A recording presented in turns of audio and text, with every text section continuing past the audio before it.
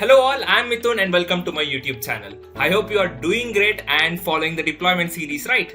In this deployment series, we started from absolute basics. Every web developer starts his career through HTML and CSS. We started our deployment through deploying the projects built on HTML and CSS. We deployed the projects onto these three platforms: GitHub Pages, Vercel, and Netlify.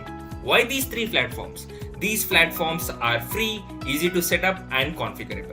Okay, next we integrated Tailwind CSS and deployed these projects again, and then finally we saw the deployment of the projects built on React.js. It was so fun. Okay, in this particular series, we will be moving to the backend part. Yes, maybe I can put out more videos on different frameworks later, but at this point, let's focus on deploying our backend applications. Okay, now talking about backend applications, there are only two main players in this complete backend scenario in the present day world. Okay, one is JavaScript, obviously the most widely used programming language, and next comes Python, which is booming day by day, right? And in Python and JavaScript, there are variety of frameworks using which you can build the backend. But among them, the key players are NodeJS and then Flask. Okay, so in this particular series, this video and next video, I will be showing you the deployment of NodeJS applications and Flask applications. Okay, how can you deploy these web services onto the internet? Okay, so and then why this series basically? I have seen that many backend developers are confused as when Hostingers stopped their free trial services, and DigitalOcean also kind of reduced their credits, which are not sufficeable for basic applications or startups. And there I did some research and found out a wonderful application called Render. Render offers you a minimal CPU which you can use for your testing purposes and even a low user or else low compatible startup web applications. Okay, so we'll be deploying Node.js application in this video onto Render. Okay, so without any further delay, let's get started. So to deploy these applications, so first you must have an account on Render. If you are new to Render, create an account here using Get Started, and it's very simple. Okay, you can do it easily. Okay, you can just connect it to Google, GitLab or GitHub, and then it will ask you a minimal set of questions, and it's the same way. Once you create your account, then you can log in here. Okay, I have my account and I will log in here. Okay, so this is the first page what displays here. Since I have another backend application running, so it might be different for you. Okay, before actually entering or else deploying the applications on Render, first let's see their documentation, what it tells. So here we are mainly focused on deploying Node.js applications, right? So here the first one what you see is Node. You can even deploy your Docker images, static sites, Python, Ruby, Elixir, Go, Rust, PHP. There is a lot of support, and these are the main divisions, and they have subdivisions too here. And no matter whatever you are working with, whatever web service you are building, you can opt for Render. Okay. Next here you can click on See All. Now using Node, what are we going to deploy? We'll be deploying Express.js APIs. Okay. So I'll be clicking on Express.js, and you can see the documentation is very perfect, and they also give you a starter template. Okay, you can just go here. You can see the sample deployment too. See, this is a sample deployment of Node applications, and if you want the code too, you will get the GitHub repository link here itself. Okay, you can find out what a Node.js Express.js application sample application looks like, and yeah, here it goes. Okay, so now we'll be not following this basically because I want to show you a minimal application. Okay, so I will build a minimal applications and then deploy this. Okay, so this is what it is. So you'll be having this everything configured by default itself, not to worry at all. Okay, now what I will be doing is that I will be creating a folder here. Okay, maybe I will be calling this as Express deployment. Okay, you can name as per your wish. Okay, and then I'll be opening this with code. Okay, now let me bring this up here. Okay, now what I will be doing is that I will be creating my first file, index.js. Okay, you can name it any. Only thing is that you must specify the starting point, everything. We'll be seeing that also. Okay, so first we are going to deploy our Express.js application, right? So let me open the Express documentation. So I will copy a hello world expression example. Okay, before you building your Node.js application, first you must have you must be having Node.js. So you can download Node.js here. It's very easy to set up, and yeah, so that's the only requirement. And a package manager called npm will be with you by default as soon as you install Node. Okay, so what I will be doing is that first I will be installing Express. Okay, I will be installing Express.js. Okay, I think it's Express. Okay, let's see. It must be just Express. Okay, you can just click on npm install Express and it will download Express for you. And here you will be getting different files.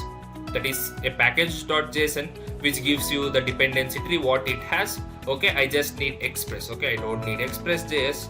Okay, because there are a lot of packages there, so there might be chances you actually download the other one.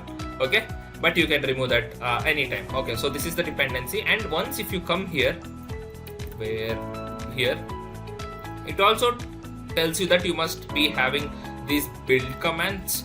Okay, so not to worry, or else what you can do is that just go to here, okay, and go to their package.json, and they will be having this one. Okay, what you can do is that you can just click on npm init. Okay, and it will ask you for some basic information. What I'll be doing is that I will be going with the basic one itself. Okay, so just click OK, and you will get all of these. Okay, but one thing you must focus here is that you must have this scripts, whatever script they have put, it must be same. Okay, in the start it must be node app.js, since their file is app.js, but here are test. Okay, see this, the same build command should be there, that is start. Okay, what I will be doing is that I will be removing this and I will be writing start, and I will be telling node index.js, because this is our file, right? We will be writing our APIs or the backend in the index file, so that is why we need index.js. Okay, here it's app.js because they have app.js. Okay, anything you name, if it's mithun.js, just put mithun.js, that's it. Okay, now let me copy the first Express app. Okay, I'll be just simply copying this. Okay, just for testing purposes. Okay, if you are someone who is working with Node.js, you can easily understand this. Okay, and next let me do npm run start, and this must give me some message. It tells that example app listening on port 3000. Yeah, so this is what I expected to go, and I will write when you open this. Okay, you can actually see hello world. Okay, you can actually go here, our port number is 3000. You can go here localhost, and it must be 3000. Okay, it gives hello world. Okay, so that's what simply we are going to build. Okay, we have built. Okay, basically we'll be deploying the same application, no matter if the complexity increases. So JavaScript actually don't give any so much of package issues, since we have package.json and it keeps a track of all the packages here itself. There won't be much issue. Okay, so in the first step, what we must do is that we must push our code from our local machine to Git, because everything that even render is connected to Git, and by there itself you can deploy your applications. Okay, so for that, first go to GitHub, and I will create an empty repository. I will create new. Okay, I will be telling Express.js deployment. Okay, and I will be making this a private repository. If you are someone who want it to be on public, yeah, you can do that, not an issue at all. Both applications can be deployed. Okay, now what I will be doing is that first I will be initializing it here by git init. Okay, and then one more thing is that create a git ignore file. Okay, and add /node_modules. Okay, because we don't want to push the node modules. Okay, you can either write this or else you can just keep node modules one and the same. Okay, next I will be adding these files which are ready to be pushed to GitHub, and next I will commit this git commit -m deployment. Okay, now on doing this, I must connect this to this repository, right? I will be adding this remote origin. Okay, and then I'll be pushing this git push -u origin master. Okay, so yeah, that's it. Once you do this, all your files have been now shipped from your local machine to Git. Don't believe me? Just refresh. Okay, you will have all the files except for node modules. Okay, because we don't want node modules because it actually get built in the production itself through render. Okay, not production, basically render actually installs it and then pushes to the production. Okay, now go to render, click on new. What we are doing is that we are going to deploy a web service. So that's what we call, some say microservice, web service. Okay, so there are different terminologies. Now Express.js deployment, yeah, I want to connect this. Now my Git is connected, so it shows me repository, or else you need to connect it. Just you must authorize that, that's it. Okay, unique name for web service, I'll be writing Express.js demo.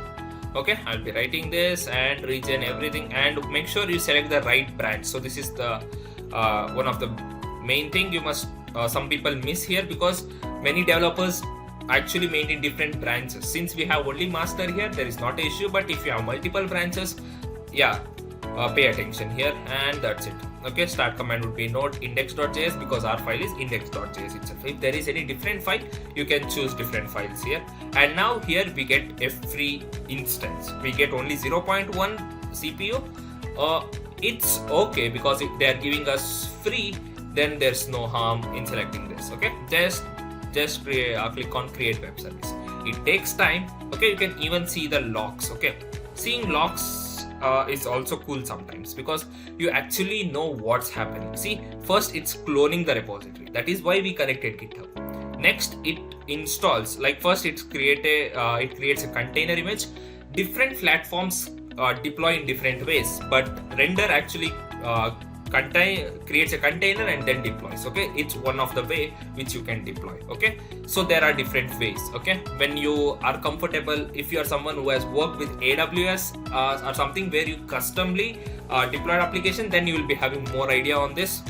Okay, so it tells you it might take few minutes, because a lot of bundling and everything stuff happens background, but all we need to do is that just click a button and this happens automatically. So that's why choosing platforms like render are very helpful, because the chances of encountering errors are less.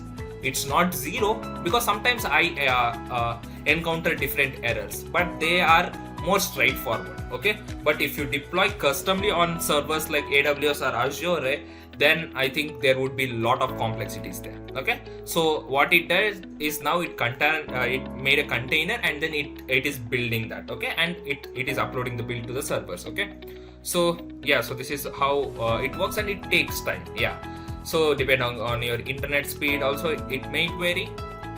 Only this till it gets clones everything. Okay, now the build is getting uploading. Okay, and see, the build was successful. Now it is deploying. Okay, many people encounter error itself. If there are any errors, the build only won't get successful. Okay, the build will be it will be crashed. Okay, see, now we got this example app listing on port 3000. Okay, so almost it's done. Okay, we'll get a unique address. Okay, so yeah, if you deploy custom, you get IP addresses. Here you will be getting somewhat like a domain name itself. Okay, I have deployed it. Okay, if the builds are too slow, you can upgrade. Upgrading is always an option. Okay, I'll just refresh this once. Okay, yeah, you get this expressjsdemo.onrender.com. What I'll be doing is that I'll be copying this and I'll be pasting here. Okay, it gave me 502 error. Let's see. Oh, it's still in deploying step. It's still in deploying. It will show deployment success. Maybe see this, it has already started. Maybe it's allocating the domain. So there will be a lot of steps. Okay, so my screen flickered once. Let's see. Okay, it takes time. Okay, because we are running on a free instance and all of the configurations are done by default, right? So it takes time. Now it tells it's live. Now I'll copy this and I'll paste it here. Now it must work. See this? Hello world. It's cool, right? And since it's connected with Git, whatever changes you do will be deployed automatically. Okay, now instead of hello world, if I write hello Mithun, okay, again it takes time. Let's see.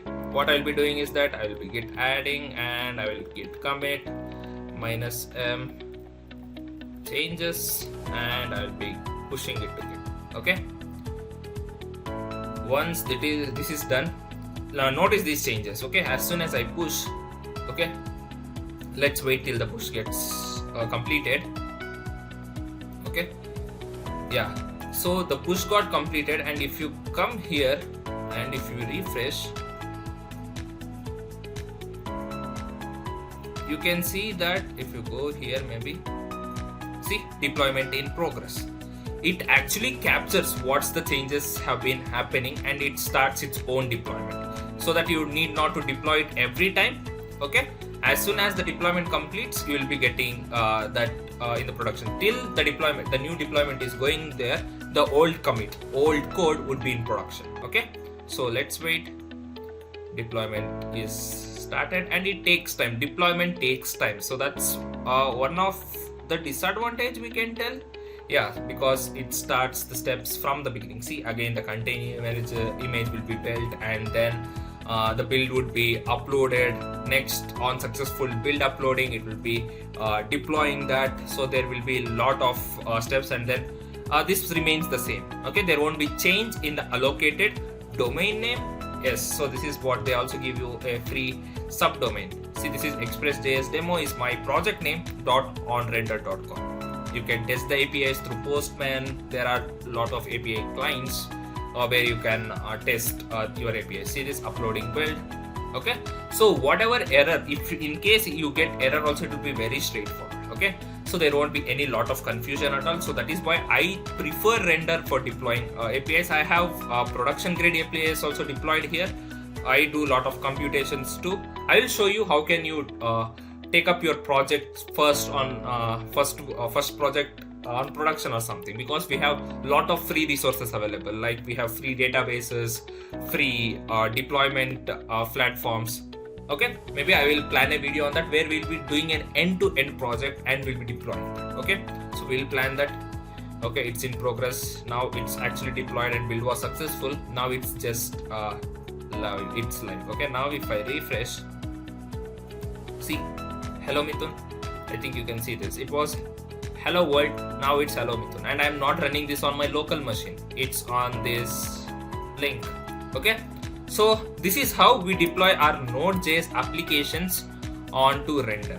Okay, it was very easy, right? So there was no need of any complex configurations to be done by default.